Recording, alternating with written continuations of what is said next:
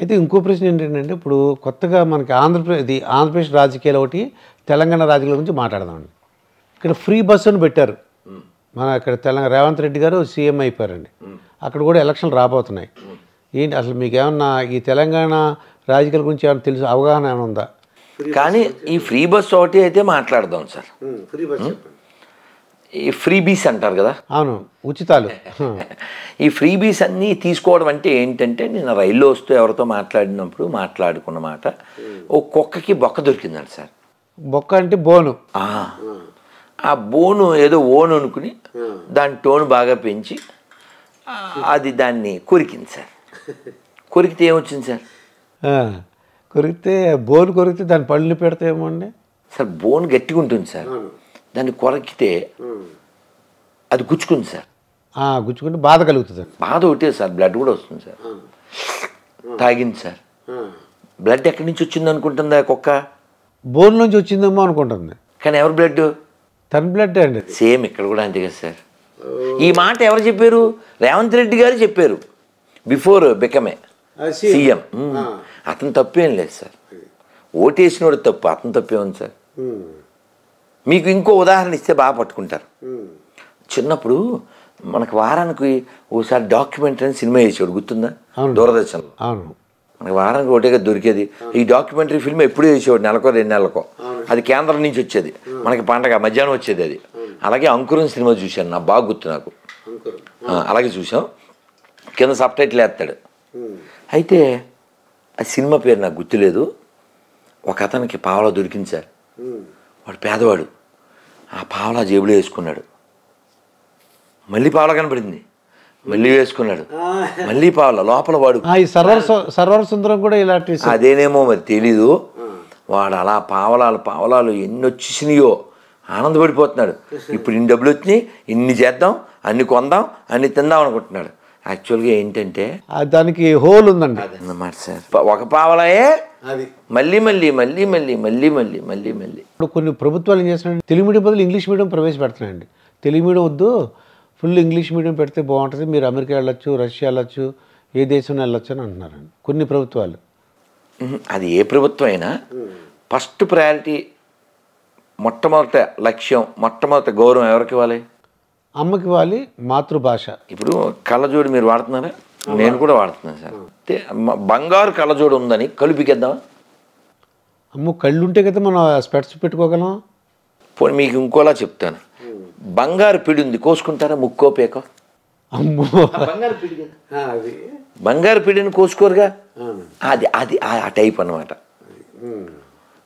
కళ్ళజోడు పెట్టుకుంటే మంచిదే, కళ్ళు పీకేసే కళ్ళజోడు ఎందుకు సార్?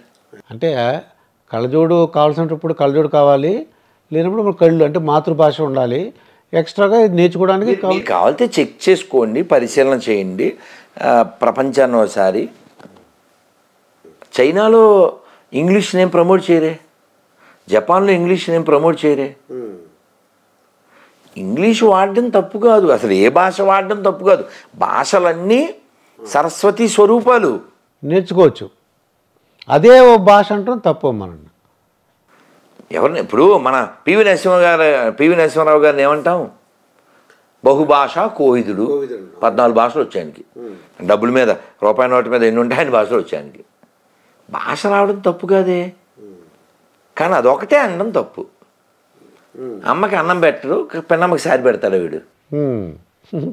మీరు కావాలితే గమనించండి, సింహాచల శాస్త్రి గారిని, ఆయన కూడా ఇంటర్వ్యూ చేయండి, గుంటూరులో ఉంటారు. చాలా గొప్ప హరికథకులు. మీ సెల్లో కొట్టండి సింహాచల శాస్త్రిని. ఆయన కోట సచ్చిదానంద శాస్త్రి కూడా వారు కలిసాం. అయితే వారు చెప్తారు, అ ఈ అని నేర్చుకున్నటువంటి వాళ్ళందరూ అమ్మని నాన్నని ఓల్డేజ్ హోమ్లో వేయలేదు. ఏబిసిడి నేర్చుకున్న వాళ్ళ వల్లనే ఈ ఓల్డేజ్ హోమ్లు పెరిగినాయి, వచ్చినాయి. ఐ అంటే అర్థం ఏంటి? ఆ అంటే అమ్మ. ఫస్ట్ మొట్టమొదటి ఎవరిని చెప్పావు? అంటే అమ్మ. అమ్మ. అది ఇంగ్లీష్లో ఏబిసిడి. ఏ అంటే ఏంటి? ఏంటి? యాపిల్ అంటాం మనం, అంటే తిండి. ఓకే. నీ తిండి నువ్వు చూసుకోవడం అంటే స్వార్థం కదా సార్. అది అమ్మని చూసుకోవాలి. ఆ మాతృదేవో భవ, ఆ అమ్మ. రెండోది ఏంటండి? రెండుది అంటే ఆవు. అమ్మ తర్వాత అమ్మలా చూసుకోవాల్సింది ఎవరు? ఆవుని చూసుకోవాలి. గోశాల అన్ని కూడా మెయింటైన్ చేస్తున్నారండి. ఆవుని కాపాడితే ఆరోగ్యంగా ఉంటాం. అమ్మని కాపాడితే నువ్వు భూమి మీదకి వచ్చావంటే అమ్మ కదా కారణం కదా. అమ్మ లేకపోతే నువ్వు లేవుగా. కాబట్టి అమ్మని బాగా చూసుకోవాలి, ఆవుని బాగా చూసుకోవాలి. 2. మూడోది ఏంటి? ఈ అంటే ఇల్లు. ఇల్లు బాగుంటేనే కదా నువ్వు ఉంటావు ఇంట్లో. అవునా? ఈ వస్తుంది. ఈ ఏంటి? దీర్ఘం. దానికి ఏంటి చెప్పండి. చెప్పండి. నేను చెప్తాను. యాజ్ ఏ ప్రిన్సిపల్ మీరు చెప్పండి. ఈ అంటే మనం ఏదో ఏగా అనుకుంటాం, అంటే కీటకాలు రాకూడదేమో నేను అనుకుంటున్నానండి. అది ఈ అన్నప్పుడు ఈగ రాదు, ఈశ్వర అని వస్తుంది. ఓ ఈశ్వర. ఎవడో పనికి మాలిన వాడు దాన్ని ఈగ చేశాడు. ఈశ్వర్ అంటే గాడ్. మొత్తం మన తత్వం ఉంది. అమ్మని బాగా చూసుకో, అమ్మలాంటి ఆవుని బాగా చూసుకుని నీ ఆరోగ్యం బాగా చూసుకో, నీ కుటుంబాన్ని బాగా చూసుకో, ఈశ్వరుని చేరుకో. అంతే ఫిలాసఫీ. అంతే. అంతే. మళ్ళీ కూడా అక్కర్లే. ఈలో మొత్తం జీవిత సారం. అది ఏబిసిడిలో ఏముంది? A for apple, B for bat, C for cat, D for dog. అంటే నువ్వు యాపిల్ తినేసి బ్యాట్ కట్టుకుని కుక్కలాగా పిల్ల కొట్టు చచ్చిపో. చాలా బాగుంది. ఇది సింపుల్గా సార్. సొసైటీకి ఏం కావాలి? అమ్మని బాగా చూసుకునే కొడుకులు పిల్లలు కావాలి. అమ్మని తీసుకెళ్ళి ఓల్డేజ్ హోమ్లో వేసేవాడు మనకి ఎందుకు సార్? అందుకని అమ్మ భాషను గౌరవించకపోతే మాతృభూమి, మాతృభాష, మాతృభూమి, మాతృభాష, మాతృమూర్తి. అమ్మ కావాలి, అమ్మ భాష కావాలి, అమ్మ భూమి కావాలి. రాముడు చెప్పాడు. అన్నయ్య లంక బాగానే ఉంది, మనం ఇప్పుడు ఉండిపోదాం అంటే ఏమన్నాడు? అపి స్వర్ణమయీ లంక నమే లక్ష్మణ రోచతే జననీ జన్మభూమిశ్చ స్వర్గాదపి గరీయసి. లక్ష్మణ, లంక బంగారమే, నేను కాదని చెప్పను. కానీ మనకి దీనికంటే మన అమ్మ లాంటి మాతృభూమి స్వర్గం కంటే గొప్పవి. లంక కంటే కాదు, స్వర్గం కంటే గొప్పవి. అందుకని బొబ్బిలిపిల్లి సినిమా చూశారు కదా, అందులో జననీ జన్మభూమిశ్చ, అది ఎక్కడి నుంచి వచ్చింది? జననీ జన్మభూమిశ్చ. ఈ పదం, ఈ వర్డ్ ఎక్కడిది? రామాయణంలోది. నీకేమో రామాయణం తెలియదు, మీ అమ్మ చెప్పదు, మీ నాన్న చెప్పడు, మీ స్కూల్లో వాళ్ళు చెప్పరు. నీకు తండ్రి పితృవాక్య పరిపాలన, తమ్ముళ్ళు, ఇవన్నీ నీకేం తెలుస్తాయి? ఇంగ్లీష్ మీడియం అయితే కష్టం.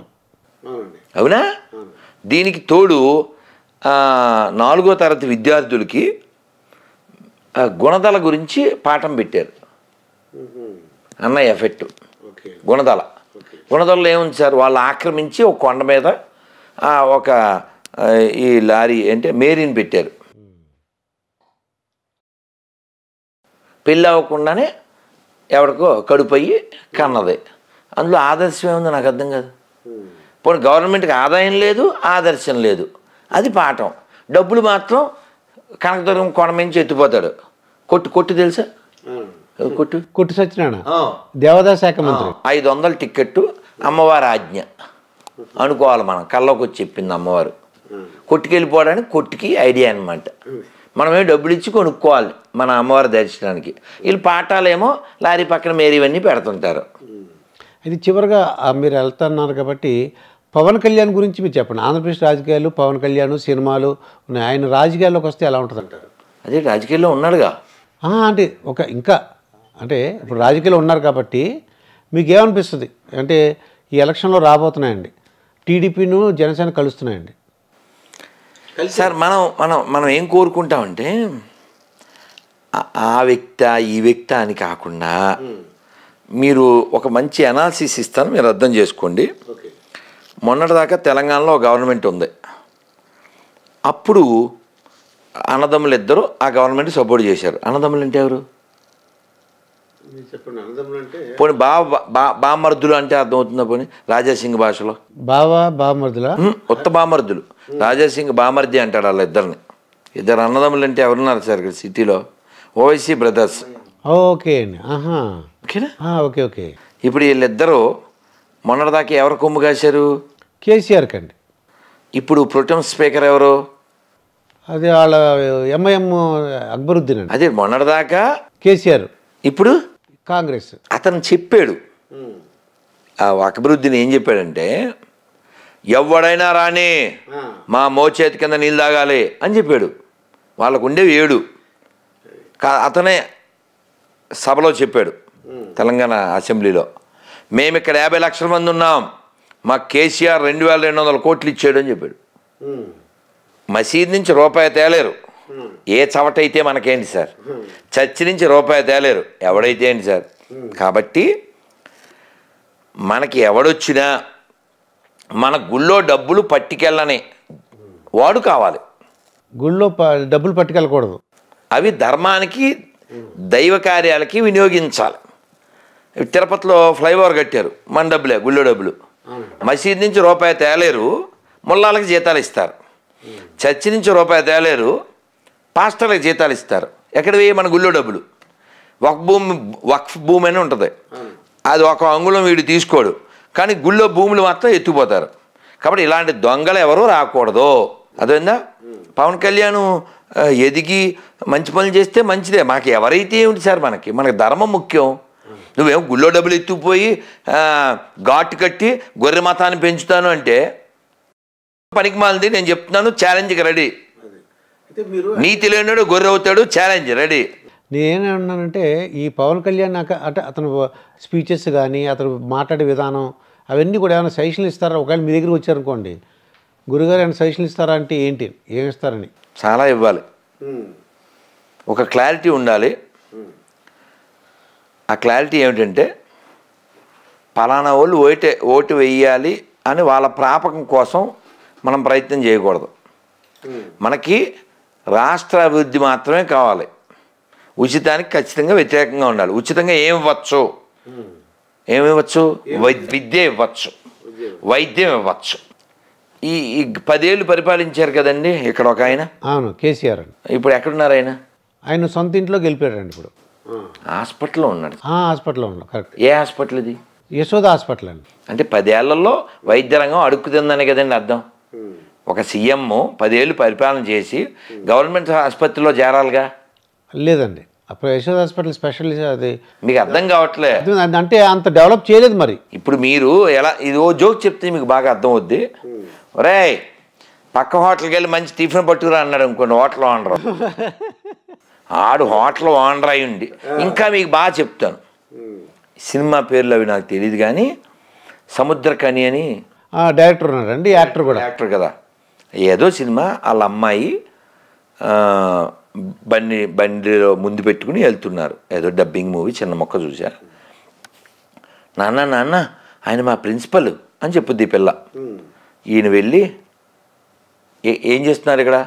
మా అబ్బాయి సీటు కోసం. గవర్నమెంట్ టీచర్ అయ్యుండి మీ అబ్బాయికి సీటు కోసం ప్రైవేట్ స్కూల్ దగ్గర నిలబడతారా? సిగ్గు లేదు అంటే ఆడు తల మార్చుకుంటారు. సేమ్ అప్లికబుల్ ఇక్కడ కూడా కదా. ఓకే, అర్థమైంది. ఇప్పుడు అర్థమైందండి. అంటే మీరు స్కూలింగ్ కదా, అందుకని మీ భాషలో చెప్పాను. అంటే గవర్నమెంట్ హాస్పిటల్ డెవలప్ చేస్తుంటే ఈయన అక్కడికి వెళ్ళుదురు కదండి. అంటే మీ ఐడియా ప్రకారం విద్య వైద్యం ఫ్రీగా ఇవ్వాలి అంటే ఓట్ల గురించి వాళ్ళు ఏం చేస్తున్నారంటే అండి, మిగతా కూడా ఫ్రీగా ఇవ్వాల్సి వస్తుంది. కాదు సార్, ఇప్పుడు నువ్వు ఎవరిని తయారు చేస్తున్నావు అంటే కొద్దిగా లేజీ ఫెలోస్ని, అంటే ఉచితాలు ఇస్తే అంటే వాళ్ళు. అదేదో దేశం ఉందండి సార్, టీ కొనాలంటే 10 లక్షలు, బన్ను కొనాలంటే 20 లక్షలు. ఏంటి నైజీరియా? అటువంటి ఆఫ్రికన్ కంట్రీ ఒకటి ఉందండి. కరెక్టే, పెద్ద గోన్సన్ చేసుకెళ్ళాలి. నేను ఒక టీ తాగాలంటే. కరెక్టే అండి, నేను చూశాను. పెద్ద ట్రాలీ లాగా డబ్బు వేసుకెళ్తుంటారు. ఆ వాల్యూ పడిపోయిందండి, అమౌంట్. అది ఆ డబ్బులు వాల్యూ పడిపోయింది. కాబట్టి కేవలం అధికారమే పరమావధి అనుకుంటే నాశనం అయిపోతారు. తర్వాత వీళ్ళ అన్యాయానికి చాలామంది బలైపోతారు. కాబట్టి ఫ్రీగా ఏమంటే విద్య, వాడు ఎంత చదివితే అంత చదివించాలి. ఫ్రీగా గొర్రెలు ఇవ్వడం ఏమండి, వాడంతా వాడు బతకాలి సార్. అవునండి. నువ్వు ఇచ్చేదేంటి సార్? పాప ఆటో వాళ్ళు ఏడుతున్నారు సార్. ఫ్రీ బస్సు వలన ఆటో వాళ్ళు they are crime, they are lamenting. అందుకని ధర్మంగా జీవిద్దాం సార్. రాముడు పుట్టిన నేల సార్. పోనీ ఈ ఉచితాలు పాప అతను చెప్పాడు రేవంత్ రెడ్డి, మేమే మా ఇంటికెళ్ళి తెచ్చిస్తామనుకున్నావా అని చెప్పాడు ఆయన. అంటే నీ బ్లడ్డే నువ్వు తాగు, మేము ఇచ్చినట్టు బిల్డప్ ఇస్తాం. ఇప్పుడు ఎవరికి ఉండాలి బుద్ధి? ప్రజలకు ఉండాలండి, ప్రజలకు ఉండాలి. ప్రజల్లో మార్పు రావాలి. మేము ఉచితాలు మేము తీసుకోం, డబ్బులు తీసుకుని ఓటు వేయం. అలాగా ప్రజల్లో మార్పు వస్తే అది నాయకులు కూడా సార్ ప్రజలు సోల్డ్ నాట్ గోల్డ్. ఇదండి రాధా మనోహర్ గురూజీతో జరిగిన ఇంటర్వ్యూ. మరొక ఇంటర్వ్యూతో మీ ముందుంటాను, మీ దుర్గా ప్రసాద్ మాస్టర్. ఇప్పుడు ఆపరేషన్ లేకుండానే మోకాళ్లకు ప్లాస్మా ట్రీట్మెంట్, మీ ఆర్థోపెటిక్ సమస్యలన్నిటికీ రోబోటిక్ టెక్నాలజీ ద్వారా తక్కువ ఖర్చుతో శాశ్వత పరిష్కారం, ఫ్రీ కన్సల్టేషన్, ప్రతి ట్రీట్మెంట్ పై 20% డిస్కౌంట్. ఈ ఆఫర్ కొద్ది రోజులు మాత్రమే, త్వరపడండి. V9 hospitals 9281465842.